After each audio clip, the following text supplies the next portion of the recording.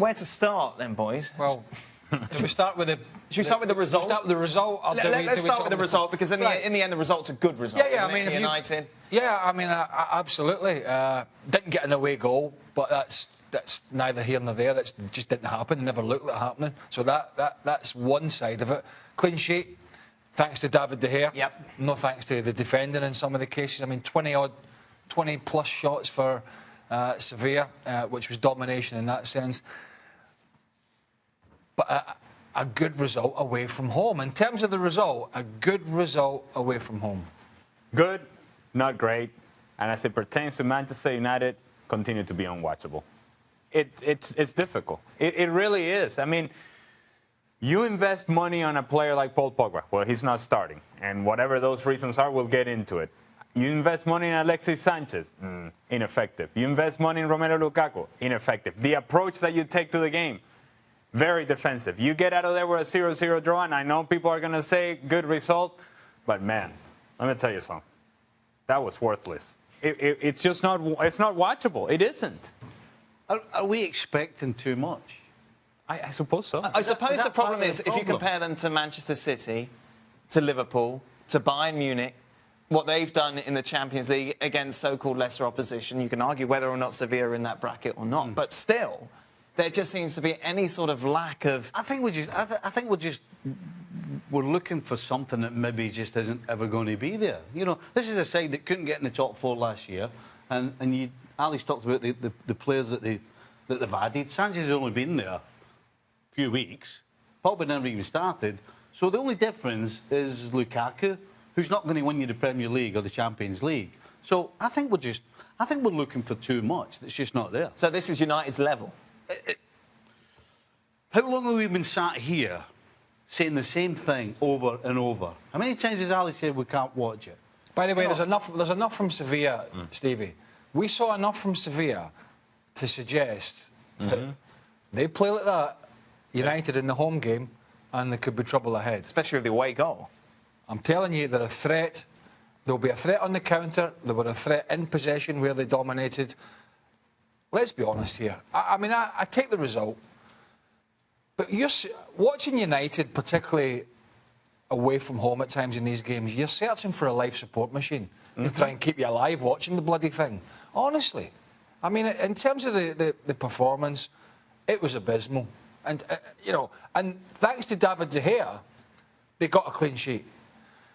Now they've got to turn it completely around and flick that switch. Got to find a way to get Sanchez into the game, and I suggest it's probably not playing wide. You've got to find a way to get Pogba on board and then the team, because United should be a better team, clearly, with him in it. You've got to find a way to defend better, or they won't be going to the quarter-finals.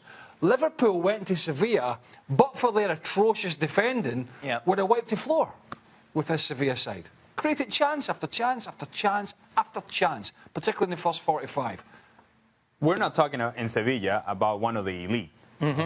This is not upper-tier talent. This is not the best of the best. It's not even the best of the best in Spain. This is a team that has been struggling in Spain. And so when I consider Manchester United and what they think of themselves as a top-tier team, as an elite team, then you don't go to Sevilla and set yourself in such a defensive manner and settle for a 0-0 draw. At least those are the expectations that I have of Manchester United. But maybe I have the expectations of Manchester United of 10 years ago. Yeah. Maybe that's my fault. Maybe that expectation that Steve is talking about is simply unrealistic. And then this version of Manchester United is as good as it gets. And if this is as good as it gets, again, I repeat, it's unwatchable. I don't think you can point a finger at anybody other than the manager. You know, I'm sitting here trying to think, if I remember anybody else other than Lukaku getting in Sevilla's penalty box. Now that has to be the manager. The manager must be basically saying, look, we give nothing away. If we get a draw, we get a draw. If it's 0-0, it's 0-0. We get them back home and forget it. I don't want anybody going out of position. I don't want anybody leaving any holes that they can hurt us with. Because with the talent that Manchester United, I think they've got, surely somebody must be thinking about getting in the box. You know, you want to score goals. That's why you play the game. You want to make passes, you want to score goals, but it seems like United, away from home in particular, it's all about not making a mistake. It's all about being safe. So then you're down to the level of, okay, now you're West Brom. Now you're not Manchester United. Now you're a different team. Now it's a different level altogether.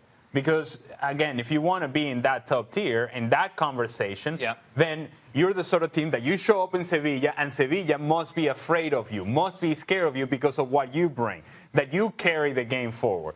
That's not happening with Manchester United. You know, Mourinho's not seeing it this way. No, of course not.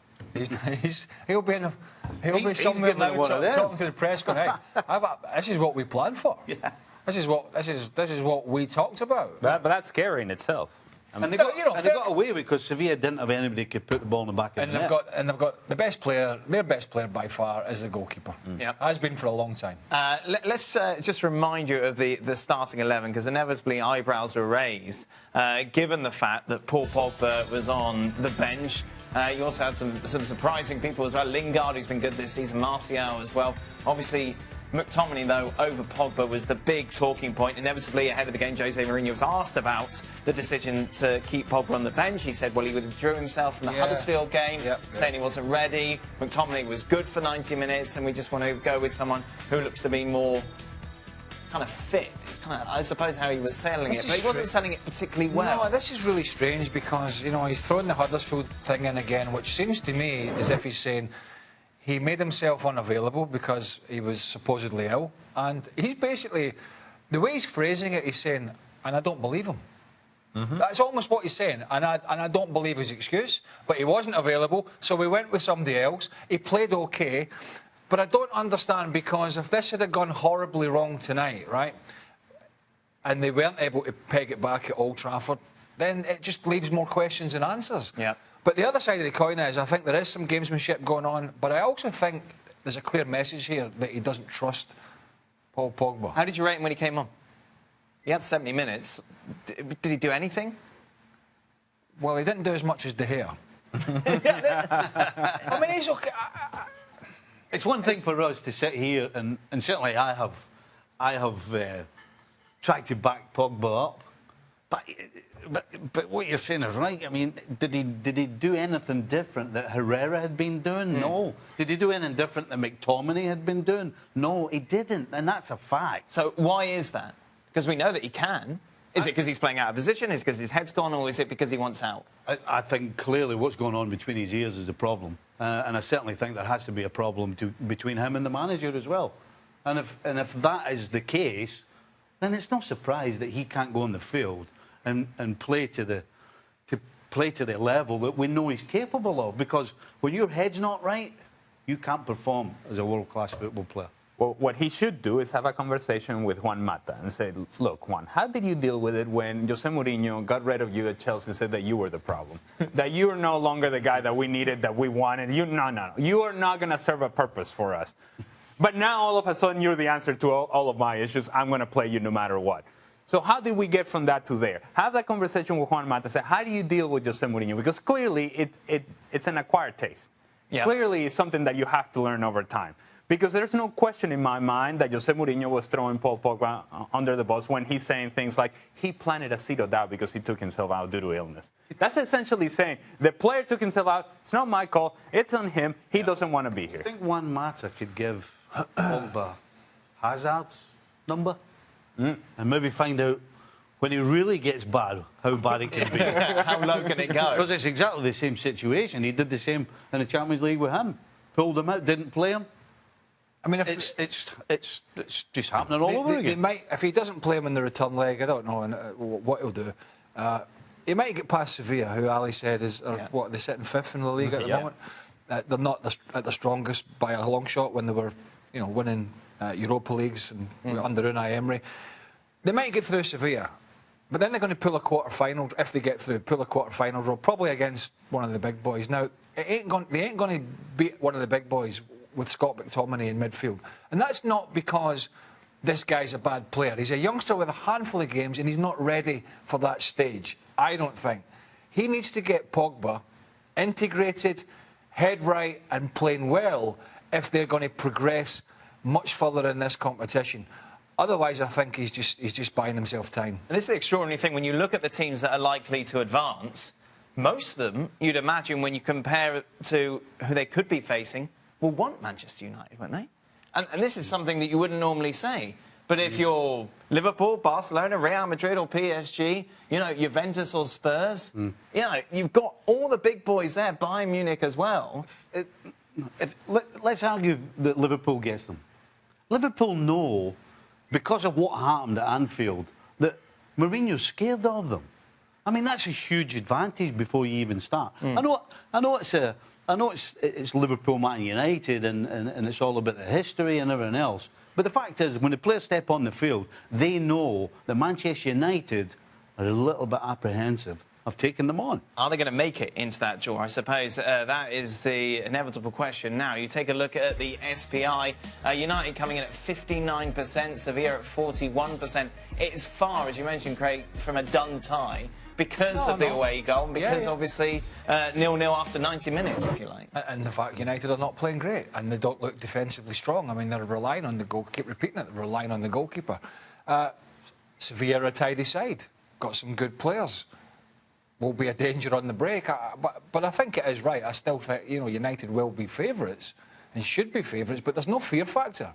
No. There is no fear factor for Sevilla. They're not going to pitch up in Manchester trembling. They're going to pitch up thinking, hey, we got a real chance here to get into the quarter-final. And so this game is, SBI says whatever it does, but it's pretty close. You're going with United overall? I'm going just with United, yeah. You're right, Ali, what's wrong? I cannot pick Manchester United. Well, you can. You can. Or can I? I don't think I can. Yeah, Manchester United to advance. Somehow. No, Manchester United. Oh, that's much more confident than Ali. Yeah, well, listen, Sevilla away from home have had some horrible results this past year, so you can't rely on them. Right. As good as they are passing the ball around, Man United at home with advantage, I think. You can't rely on them, but they missed multiple opportunities today to beat Manchester United, and so it's like, who are we trusting here? That, along with the amount of goals they've lost away from home this year, both in some Champions League games and some La Liga games. All right, just because David De Gea plays for United. Let's be honest. And this is kind of, I think this is indicative. Not we, because we don't write the running order. Someone could have wrote the running order for this A segment at the weekend. Yeah. Yes, 100%. They could have wrote the running order, but what we'd have been talking about today, Wednesday, Sevilla, Man United, it could have been written at the weekend because that's what they do under this stewardship.